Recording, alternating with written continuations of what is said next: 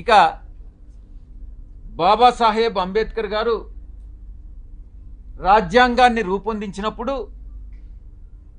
రాజ్యాంగ రూపకర్త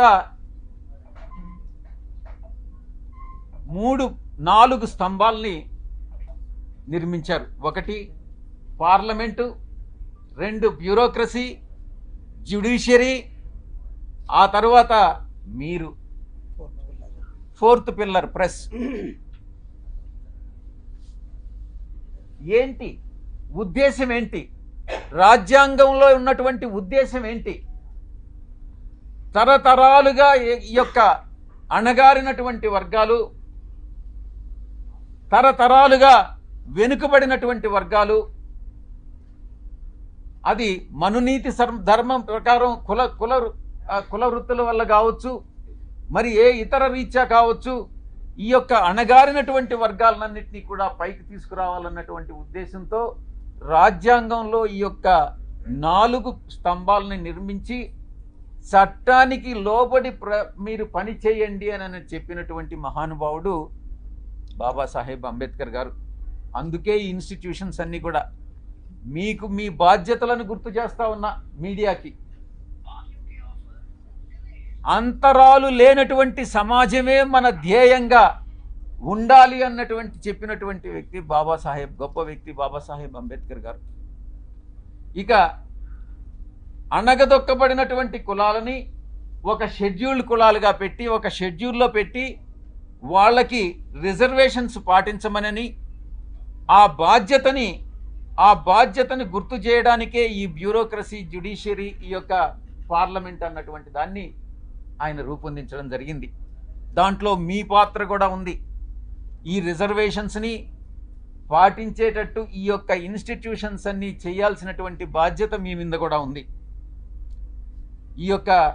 ఈ సందర్భంగా మీరు ఎలా గత 3 రోజులుగా మీరు ఏం ట్రోల్ చేశారు, మీరు ఏం టెలికాస్ట్ చేశారు అన్నటువంటి విషయం నేను వేరే చెప్పనక్కర్లేదు.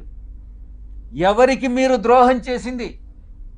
ఒక ఆదివాసీ మహిళకి, ఒక ఆదివాసీ అధికారినికి ఒక్కసారి ఏదో లేనిది ఉన్నట్టుగా చిత్రీకరించి అవాస్తవాలని, ఆధారాలు లేనటువంటి వాటిని టెలికాస్ట్ చేసి ఘోరమైనటువంటి తప్పిదం చేసినటువంటి ఛానల్స్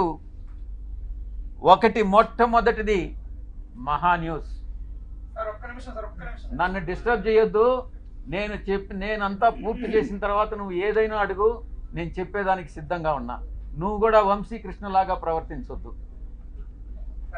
మహాన్యూస్ 2, ABN 3, TV5 నీకు ఇబ్బందిగా ఉండొచ్చు, కానీ ఇవన్నీ కూడా వాస్తవాలు. ఒక న్యూస్ని టెలికాస్ట్ చేసే ముందు దాని ఆధారాలు ఏంటి, ఎవరి మీద అయితే ఆరోపణలు చేస్తున్నామో ఆ ఆరోపణలు వాళ్ళతో చెకప్ చేసుకొని వాళ్ళ అభిప్రాయాలు తీసుకోవడం జర్నలిస్ట్ సాంప్రదాయాలకి శ్రీకారం చుట్టడం. అది కూడా పూర్తిగా మర్చిపోయి మీ పాటికి మీరు ఆధారాలు లేకుండా టెలికాస్ట్ చేయడం అన్నటువంటిది ఘోరమైనటువంటి తప్పిదం. తప్పకుండా మీరు ఎలా క్షమాపణలు మీ చేత చెప్పించాలో నాకు తెలుసు, నేను చేయిస్తాను కూడా. సమాజం ఒక బాధ్యత, నా గురించి మీ అందరికీ కూడా తెలుసు. నన్ను నేను చెప్పుకోవడం కాదు, చాలామంది మా పార్టీలో ఉండే వాళ్ళు కూడా నా పైన ఆరోపణలు చేశారు, తెలుగుదేశం వాళ్ళతో కుమ్మక్కై. నేను అవన్నీ బాధపడలేదు, నేను అవన్నీ కూడా లెక్క చేయట్లేదు. ఇదంతా కూడా ఈ కుట్రలన్నిటికీ కూడా అందరూ చాలామంది కలిసి కుట్ర చేసి, కానీ నా వ్యక్తిత్వం ఏందనేటటువంటిది నాకు తెలుసు. చాలా కింద స్థాయి నుంచి ఒక 8 ఎకరాలు ఉన్నటువంటి ఆ భూస్వామిగా మా తండ్రి గారికి 2 కొడుకులు. మా అన్న ఇంజనీర్ చదివాడు, నేను చార్టెడ్ అకౌంటెన్సీ కోర్స్ చదివా. ఆ 8 ఎకరాల పొలంలో ఉండేటటువంటి ఫలసాయంతో కింద అట్టడుగు నుంచి పైకి వచ్చినటువంటి వాళ్ళం. కష్టాలంటే ఏందో తెలుసు. వ్యవసాయ కుటుంబం మేము. ఏ రాధాకృష్ణ లాగనో, ఏ బిఆర్ నాయుడు లాగనో, లేకుండా ఉంటే ఏ వంశీకృష్ణ లాగనో వంశీకృష్ణ కథ నాకు తెలుసు, ఆయన చరిత్ర ఏందనేది. వీళ్ళందరి చరిత్ర కూడా నాకు తెలుసు. వాళ్ళలాగా సిల్వర్ స్పూన్తోనో లేకుండా ఉంటే ఆ బ్లాక్మెయిల్ చేసి డబ్బులు సంపాదించేటటువంటి మనిషి కాదు సాయిరెడ్డి అనేటటువంటి వ్యక్తి. ఆ దేవుడు దేవదేవులైనటువంటి ఆ వెంకటేశ్వర స్వామి సాక్షిగా చెప్తా ఉన్నా, సాయిరెడ్డి తప్పు చెయ్యడు అంటే తప్పు చెయ్యడు. తప్పు చేస్తే ఆ దేవదేవులైనటువంటి ఆ వెంకటేశ్వర స్వామి శిక్షిస్తాడు. రాధాకృష్ణ కాదు, బిఆర్ నాయుడు కాదు, వీడు వంశీకృష్ణ కాదు. నేను ఒక్కటే చెప్తా ఉన్నా,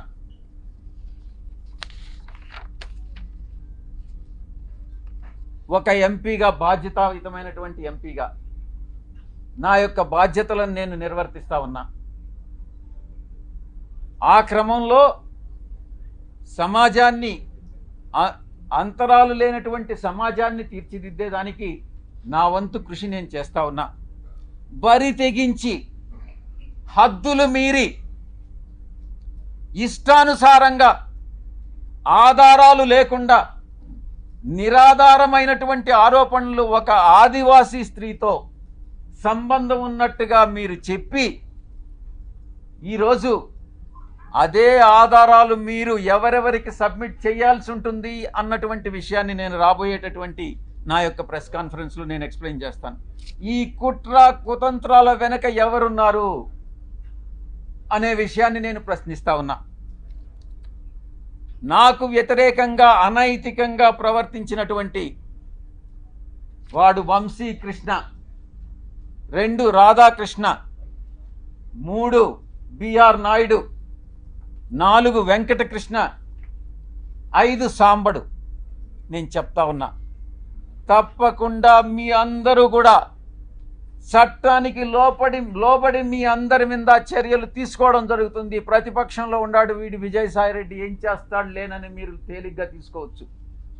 కానీ విజయసాయిరెడ్డి ఒక్కసారి పట్టుబడితే, ఆ రోజు రామోజీరావు నాతో తగువేసుకున్నాడు. నేను ఏ రోజు రామోజీరావుని కలవలే. 1 సంవత్సరం రోజులు ట్విట్టర్ ద్వారా రామోజీరావుని నేను ఎదిరించా, వేధించా. ఏం చేశాడు?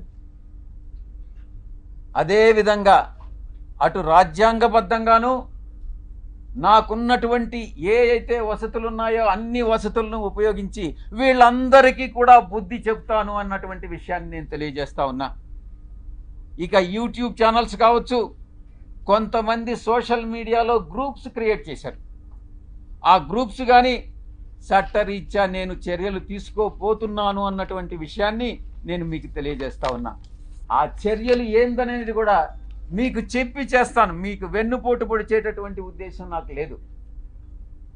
మీకు చెప్పి చేస్తాను. ఫస్ట్, మొట్టమొదటిగా మిగతా వాళ్ళని పక్కన పెట్టినా కూడా వంశీకృష్ణ అనే వాడిని మాత్రం నేను వదలను. తప్పకుండా ప్రివిలేజ్ మోషన్ పార్లమెంటులో మూవ్ చేస్తాను. వీడు చేసినటువంటి అన్యాయానికి, అన్యాయమైనటువంటి నిరాధారమైనటువంటి ఆరోపణలకి. 2, ఎడిటర్స్ గిల్డ్ ఆఫ్ ఇండియాకి కంప్లైంట్ చేస్తా. 3, ప్రెస్ కౌన్సిల్ ఆఫ్ ఇండియాకి కంప్లైంట్ చేస్తా. నేషనల్ ఉమెన్ కమిషన్కి కంప్లైంట్ చేయిస్తా. నేషనల్ ట్రైబల్ కమిషన్కి కంప్లైంట్ చేయిస్తా. నేషనల్ హ్యూమన్ రైట్స్ కమిషన్కి కంప్లైంట్ చేయిస్తా. ఆంధ్రప్రదేశ్ ఎస్టీ కమిషన్కి కంప్లైంట్ చేయిస్తా. డిఫమేషన్ కేసు ఫైల్ చేస్తా, నేనే చేస్తా. యూనియన్ ట్రైబల్ మినిస్టర్ని కలిసి వీడు చేసేటటువంటి అన్యాయాలు, వీడు చేసేటటువంటి అకృత్యాలు, వీడు చేసేటటువంటి బ్లాక్మెయిల్స్, వీడు చేసేటటువంటి ఇండస్ట్రియలిస్ట్ అందరినీ కూడా పిలిచి వాళ్ళని బెదిరించి, నీ ఇండస్ట్రీలో ఇవన్నీ తప్పులు చేశావు, నువ్వు ఇంత నాకు బ్లాక్మెయిల్ అమౌంట్ కట్టు అని బెదిరింపులను కూడా నేను కేంద్ర మంత్రికి నేను విన్నవిస్తా. ఇక నేనే టేకప్ చేస్తా నా మిత్రుల సహాయంతో. ఉమెన్ ఆర్గనైజేషన్స్ ఏవైతే ఉన్నాయో ఆ women organisations, SC ST organisations అందరినీ కూడా సమైక్యంగా ఏకీకృతం చేసి వీడి మీద చర్యలు తీసుకునేటటువంటి ఏర్పాట్లన్నీ కూడా చేస్తాం.